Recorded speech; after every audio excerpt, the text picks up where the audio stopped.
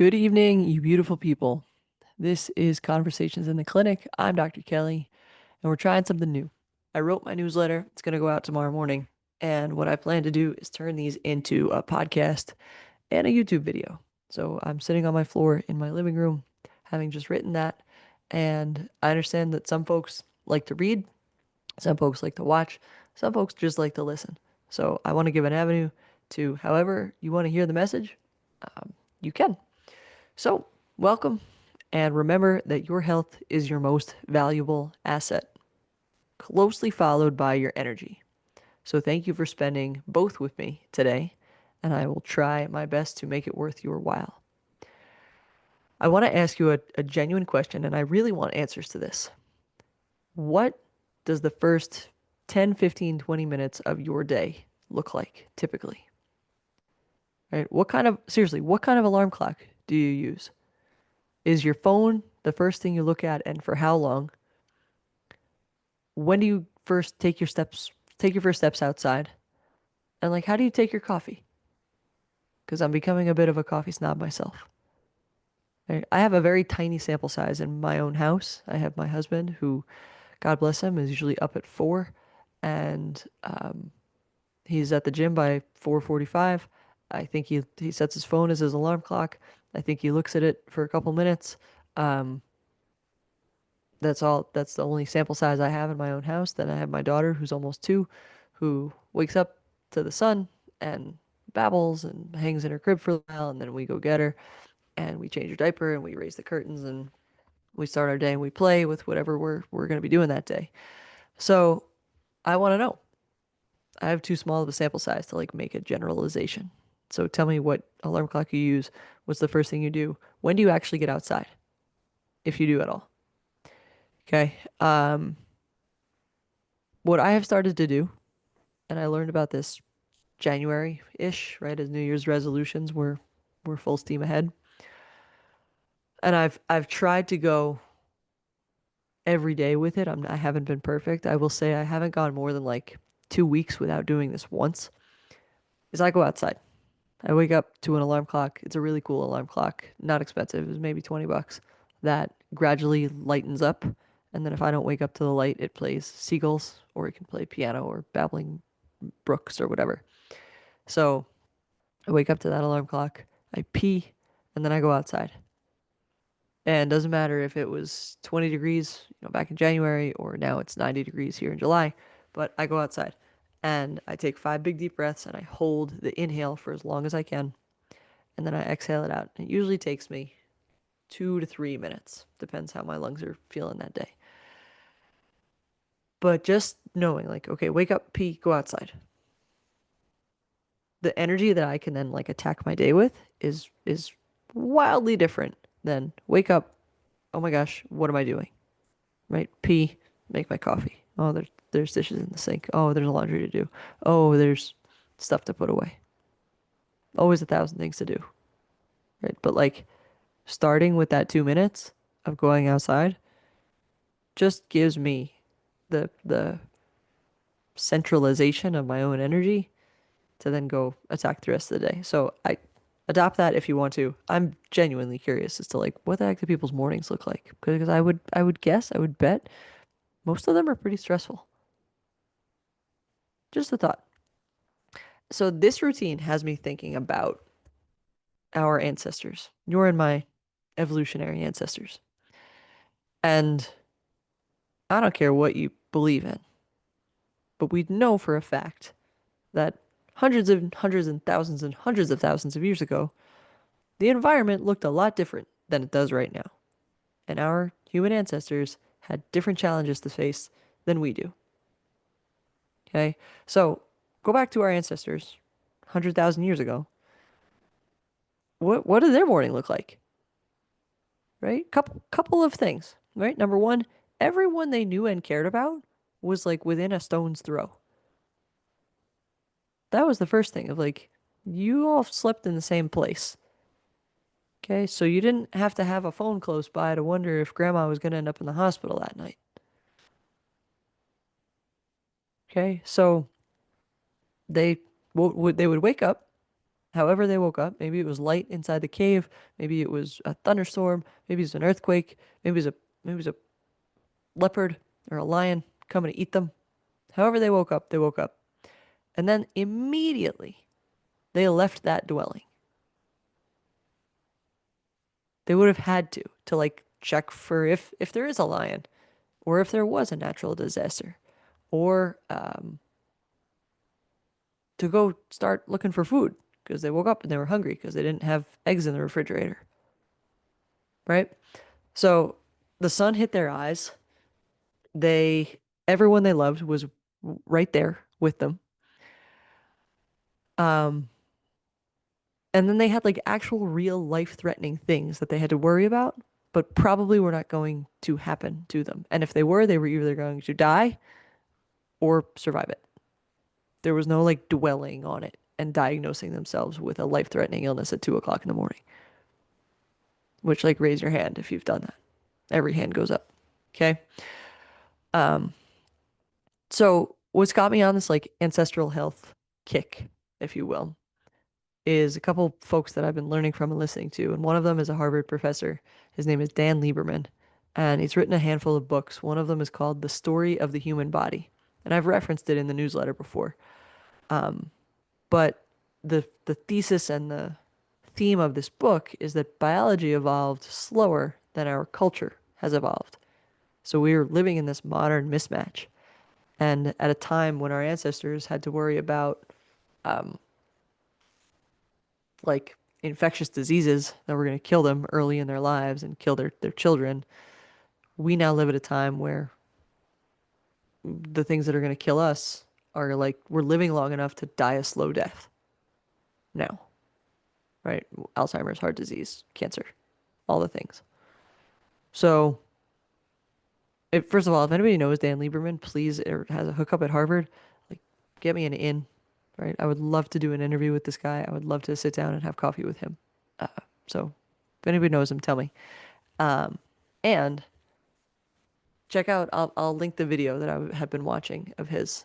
He was on Diary of a CEO, that podcast, and he does a good job explaining his research and his thoughts and the way that he lives his life. Which to me, I'm like, let's go to the experts on this and let's just do what they do. Right? Life's too short to make all my own mistakes. So let me see what the heck these other experts are doing, and then I'll just do what they're doing. Right?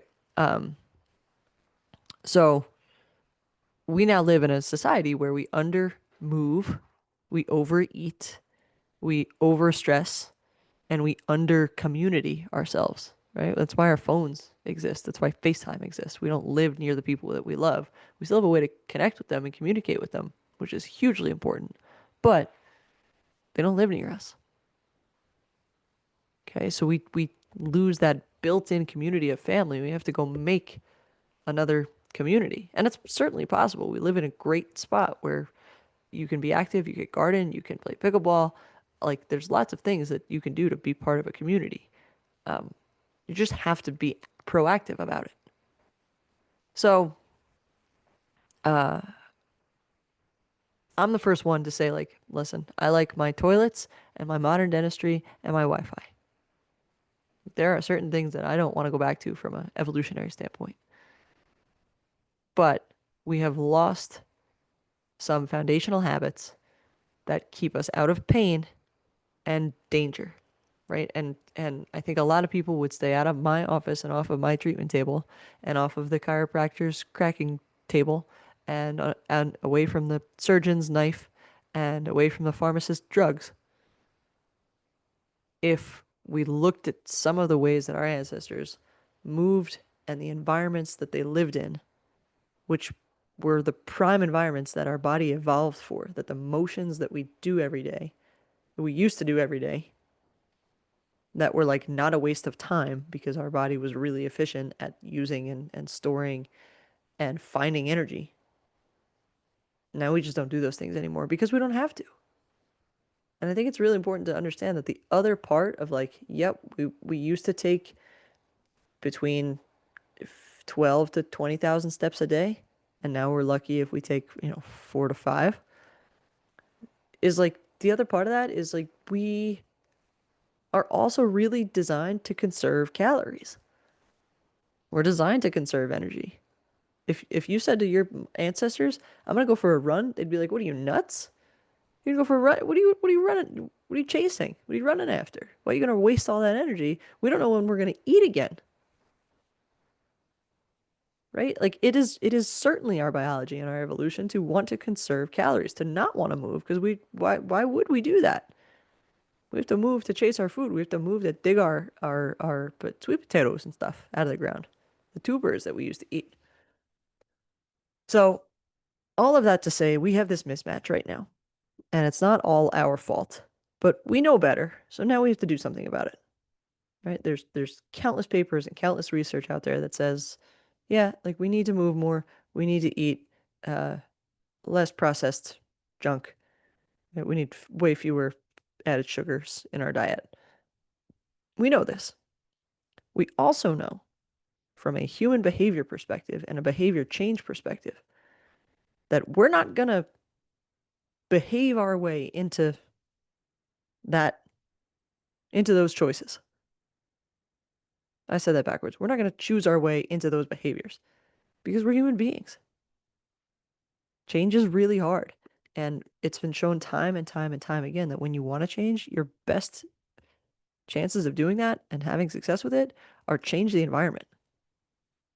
Right? Like if you're trying to quit smoking cigarettes, you got to stop buying cigarettes and having them around. You got to stop hanging out with people who also smoke cigarettes because they're going to have them and they're going to give them to you. Right? And like your ancestors couldn't go to the freezer at 9 o'clock at night and grab the tub of ice cream. And you can. So like of course you're going to. It'd be crazy for you to not. Because the other part, this is important, the other part is that your evolutionary biology is saying consume all the calories we can because we don't know when we're going to be able to eat again. That's your biology talking to you. You're not going to fight that. You're not going to win. So you have to set up your environment to look and feel more like it did to your ancestors, who again couldn't go into the fridge, right? They were working for every morsel they could eat. They worked for it. You eat what you kill. We don't live like that anymore, and that's fine. And I'm grateful to it. I'm so grateful for it. Right? Then I don't have to go kill my own chicken. I don't have to grow my own stuff. Very grateful for it. We have to take that with this grain of salt of knowing, like, okay, how else are we paying for this? Because again, everything is energy. Current energy is a type of currency. So we're paying for it. Maybe we're paying for it with money, but we're also paying for it with our health, and we're paying for it for our convenience. So, some solutions. Number one, sit on the ground. Here, I'm going to show you. Right. Microphone. Let's see. Oh, do this. Okay, let's see. I don't know if it recorded on the microphone or not. Right, but I'm on the ground here. So, get rid of the chairs. We have a couch. I don't use it. Sometimes I do. Right, but like get on the ground. Okay. Number two, text someone you love. Have like hug your kids. Plan a dinner with your neighbors. Have a barbecue, whatever. But regain that sense of community. Number three, eat real food. Try 1 day, 2 days this week, no sugar added foods. Try whatever came from God's garden as close to that garden as it could be. So you want to eat a potato, but don't, you know, deep fry it. Maybe roast it or I don't know, mash it. And then move. Increase your step count. Sit down and then stand up and don't spend more than 15 minutes sitting in one position. Move. All of these again, $0, lots of time, energy, attention,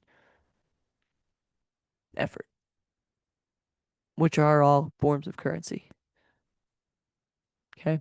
So think about something that you can commit to this week, right? You do not need to overhaul your entire life. You have to shift some things in your environment. Look around and see, like, huh, I made that decision because this was my option. If I took this away as an option, probably couldn't make that same type of decision. Right? If you need help with that, I'm here. I'm your girl. I'm here for accountability. I'm here to help you strategize. You know where to find me. Send me an email, drop me a line. Happy, always happy to help. Okay. Please send me what your morning looks like. I want to know the first 5, 10 minutes. What are you doing? Tell me. All right.